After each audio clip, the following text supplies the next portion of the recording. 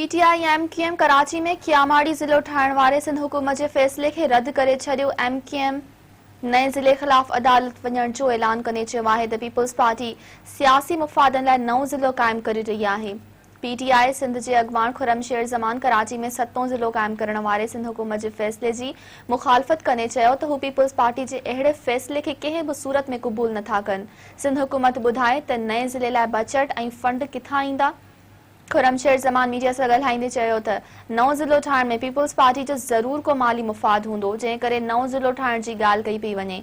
होॾां एमक्यूएम पाकिस्तान जे मेयर वसीम अख्तर सिंध हुकूमत जे फ़ैसिले खे रद्द कंदे चयो त सियासी मुफ़ादनि लाइ नओं ज़िलो क़ाइमु कयो पियो वञे, अहिड़े फ़ैसिले खे क़बूल न कबो।